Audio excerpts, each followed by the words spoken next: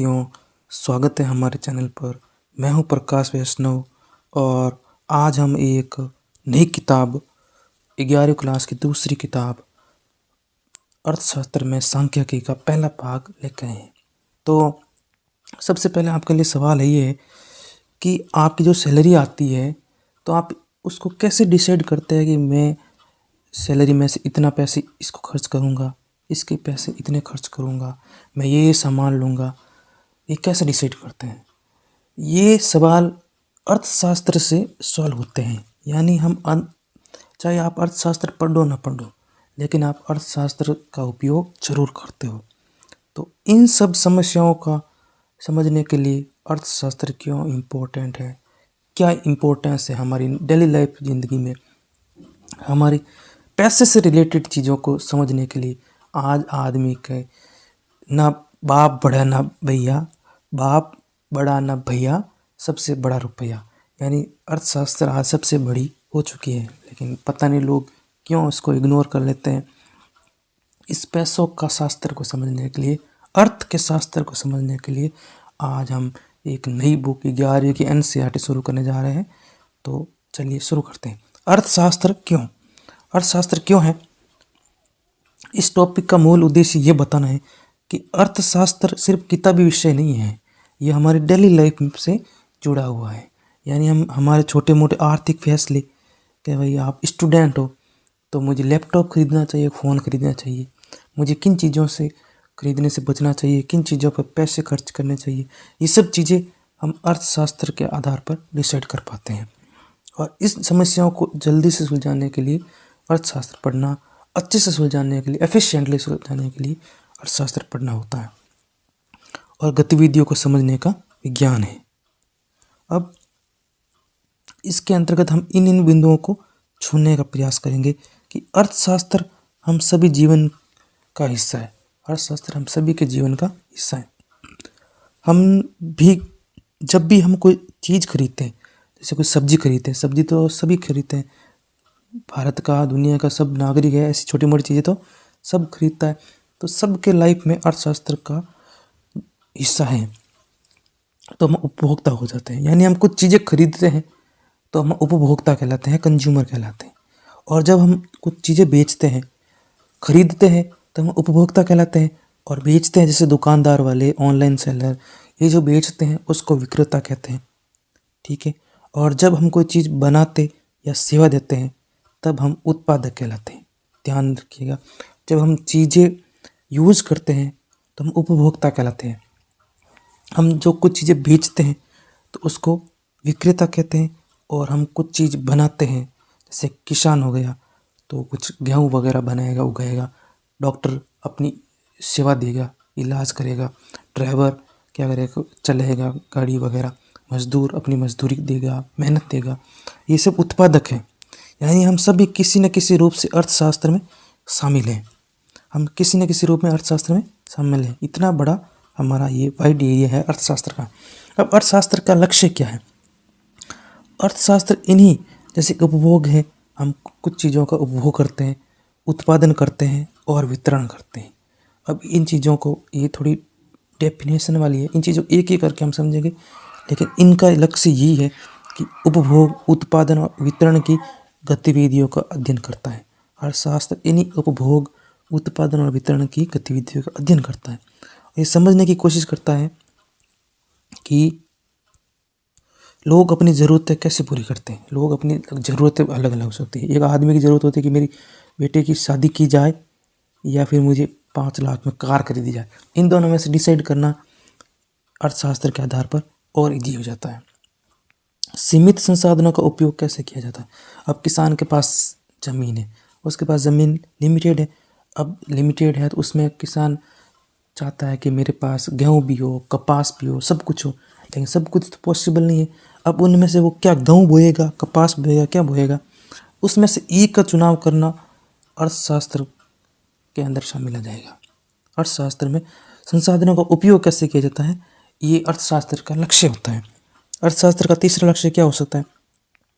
वस्तु और सेवा का मूल्य तय कैसे होता है। आप मान लो कोई बाइक खरीदते हैं, तो बाइक को मान लो उसकी प्राइस ₹1,00,000, तो उस बाइक का लाख रुपए प्राइस क्यों नहीं है, 5 लाख क्यों नहीं है, या 10 रुपये क्यों नहीं है। ये अर्थशास्त्र का लक्ष्य है कि उसका मूल्य कैसे तय किया जाता है, उसका प्राइस कैसे तय किया जाता है। अब मूल्य और प्राइस अलग अलग, थोड़ा टर्म्स अलग अलग है, लेकिन अभी प्राइस के प्राइस को लेकर ही चलते हैं। अब धन का बंटवारा कैसे होता है। अब किसी आदमी की सैलरी 15,000 है, किसी की 50,000 है, तो अब ये कैसे डिसाइड होता है कि 50,000 किसकी होगी, 15,000 किसकी होगी। ये भी समझने का लक्ष्य होता है अर्थशास्त्र का। अब अर्थशास्त्र में सांख्यिकी का क्या रोल है, डाटा का, आंकड़ों का क्या रोल होता है अर्थशास्त्र के अंदर। अर्थशास्त्र में हम डेटा, ये आंकड़ों का उपयोग करते हैं ताकि हम आर्थिक गतिविधियों को माप सके, उनका विश्लेषण कर सके और भविष्य के लिए बेहतर अनुमान लगा सकते। यानी आंकड़ों के आधार पर हम आर्थिक गतिविधियों का माप कर सकते हैं कि आपने गेहूँ बोया तो कितना बोया है, अब पैदा हुआ तो कितना पैदा हुआ, इन सब का माप कर सकते हैं हम अर्थसांख्यिकी के माध्यम से, और उनका विश्लेषण कर सकते हैं कि गेहूँ की जगह हम कपास बोते तो कितना होता, इससे हमें मुनाफा कितना हो सकता था। ये भी सांख्यिकी के माध्यम से, डाटा के माध्यम से हम बता सकते हैं और भविष्य के लिए बेहतर अनुमान लगा सकें। यानी हमें गेहूँ न बो के हमें चना बोना चाहिए और कुछ बोना चाहिए, तो हमें कितना फ़ायदा हो सकता है और अगली बार हम क्या बोएंगे, ये सब सांख्यिकी या डाटा के आधार पर हम अनुमान लगा सकते हैं। और ये अर्थशास्त्र का पार्ट है। इसमें देखो, देश के आधार पर उसकी महंगाई दर, बेरोजगारी दर, देश का विकास दर, ये सभी सांख्यिकी की मदद से पता चलती है। यानी डेटा के माध्यम से ही पता चल जाता है कि भारत में बेरोजगारी कितनी है, महंगाई दर कितनी है और देश का विकास दर कितना है। अभी लेटेस्ट नवंबर 2025 के अकॉर्डिंग भारत के अंदर 4.7% अनएम्प्लॉयमेंट है, ध्यान रखना।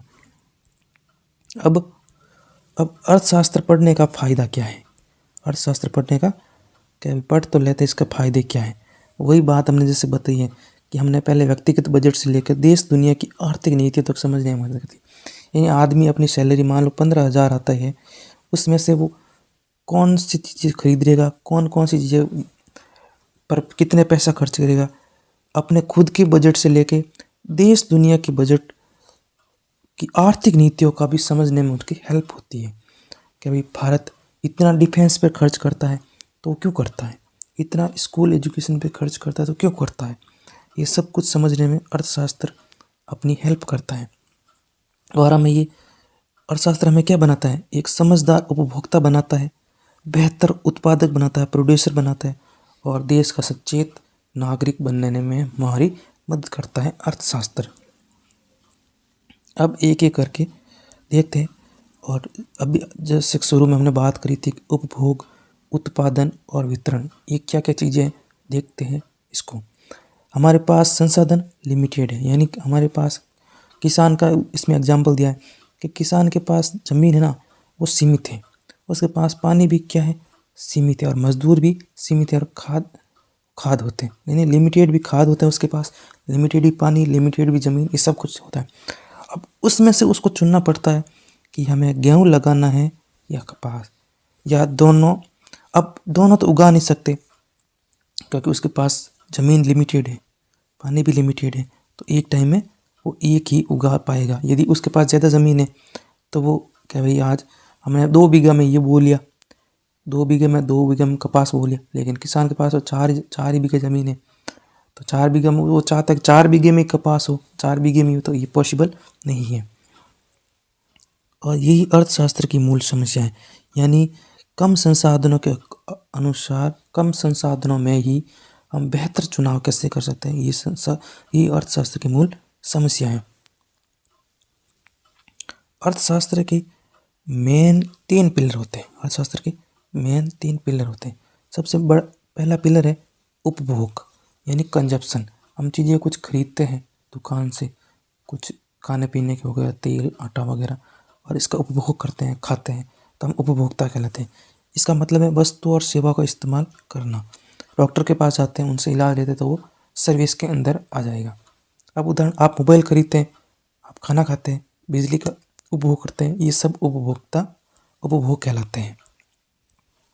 अब अर्थशास्त्र इसमें क्या करता है, इसमें ये मुख्य सवाल ये होता है कि उपभोक्ता अपनी आमदनी और कीमतों को देखकर कैसे तय करता है कि क्या खरीदे और कितना खरीदे। यानी आदमी के पास मान लो 15,000 सैलरी है, तो वो कैसे डिसाइड करेगा उसको कितना खरीदना है और क्या खरीदना है। इन सारे सवालों का समाधान अर्थशास्त्र में निकालने का प्रयास किया जाता है कि उपभोक्ता की ये समस्या हो सकती है, इनका समाधान कैसे निकल जाए, ये अर्थशास्त्र में निकालने की कोशिश की जाती है। अब उत्पादन की बात क्या होती है। उत्पादक किसे कहते हैं। उत्पादक उसे कहते हैं कि जो कुछ उत्पादन करता है, जो कुछ बनाता है, वस्तु और सेवाओं को बनाता है, उसको हम उत्पादन कहलाते हैं।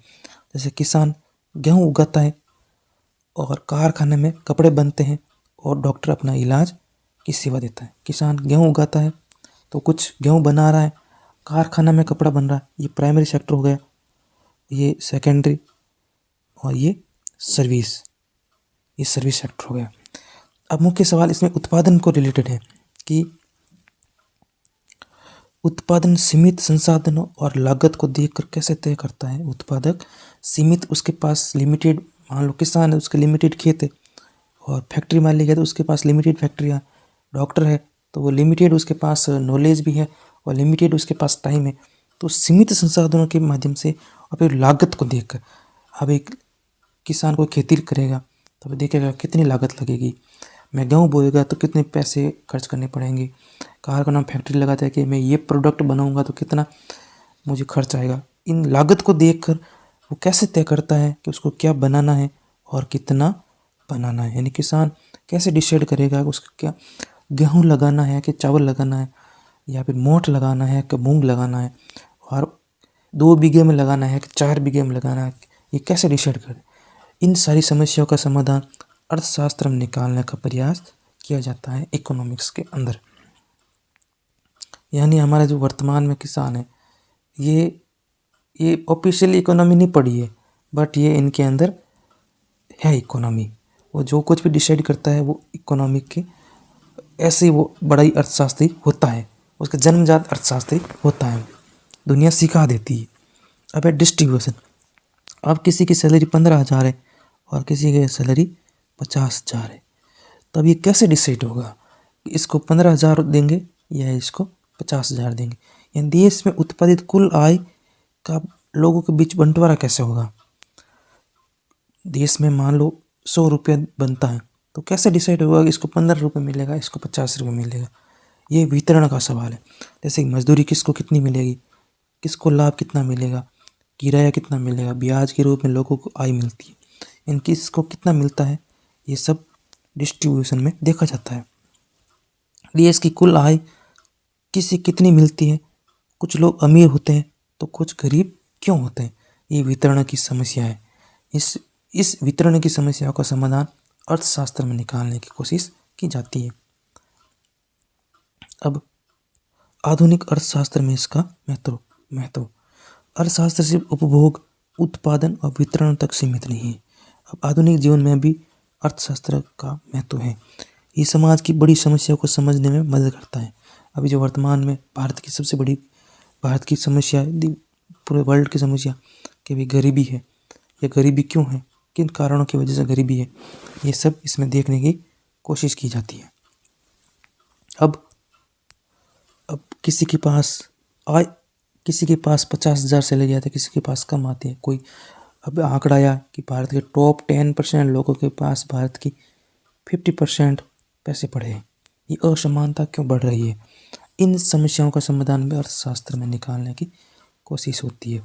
अब अनएम्प्लॉयमेंट क्यों है, इसके क्या कारण है, इसका क्या सॉल्यूशन है, इन सारे सवालों का समाधान भी बेरोजगारी की समस्याओं का समाधान करने के लिए अर्थशास्त्र में निकालने की कोशिश होती है। शिक्षा और रोजगार के बीच में क्या संबंध है, यानी पढ़ा लिखा आदमी, अभी जो डाटा आया है कि पढ़ा लिखा आदमी ज़्यादा बेरोजगार होता है, तो इनके बीच में क्या कनेक्शन है, इसको भी अर्थशास्त्र के अंदर समाधान निकालने की कोशिश की जाती है। इन सवालों का जवाब सांख्यिकी और आंकड़ों से मिलते हैं, जो अर्थशास्त्र का महत्वपूर्ण हिस्सा होता है। अब मैं एक ऐसा एग्जाम्पल इसमें लाया हूँ, इसमें हम देखेंगे कि पूरी इकोनॉमी, लगभग जो मेन प्रॉब्लम इकोनॉमिक्स की जिन प्रॉब्लम्स को सॉल्व इकोनॉमी करता है उसको में शामिल हो जाए। जैसे उत्पादन है, उत्पादन वहाँ गेहूँ और सब्जियाँ उगाता है किसान। एक किसान परिवार है। उत्पादन क्या करता है? गेहूँ और सब्जियाँ उगाता है। अब वो उपभोग क्या करता है? वह कुछ गेहूँ अपने घर में इस्तेमाल करता है, उसको क्या बोलते हैं? कंजप्शन या उपभोग। अब वितरण, बाकी गेहूँ बाजार में बेचकर उसको जो पैसा मिलता है वो उसे परिवार के खर्चे में, बच्चों की पढ़ाई में, बीज खरीदने में बांटता है। इसको बोलते हैं डिस्ट्रीब्यूशन या वितरण। उपभोग, उत्पादन वो कुछ सब्जी और गेहूँ उगाता है। उपभोग वो कुछ गेहूँ और सब्जियाँ खुद खाता है। और वितरण उसके जो पैसे मिलते हैं वो परिवार के खर्चे, बच्चों की पढ़ाई में और भी छोटे मोटे खर्चों में करता है। इसको बोलते हैं वितरण। ये छोटा सा चक्र अर्थव्यवस्था का आधार है हमारे। अब निष्कर्ष, उपभोग यानी इस्तेमाल करना, उत्पादन यानी बनाना, वितरण यानी बांटना, ये तीनों हिस्से मिलकर अर्थशास्त्र की रीढ़ है और हमारे रोजमर्रा के जीवन से लेकर देश की अर्थव्यवस्था तक को प्रभावित करते हैं। इसलिए अर्थशास्त्र पढ़ने से हम न सिर्फ अपने फैसले बेहतर ले सकते हैं, ये तो कोई नहीं ऑफिशियल लैंग्वेज होगी, तो मुझे आई होप कि ये आपको समझ में आ गया होगा। ये पार्ट 1 था, पार्ट दूसरा आ जाएगा। इसके अंदर हमारा पहला पार्ट कंप्लीट कर देंगे।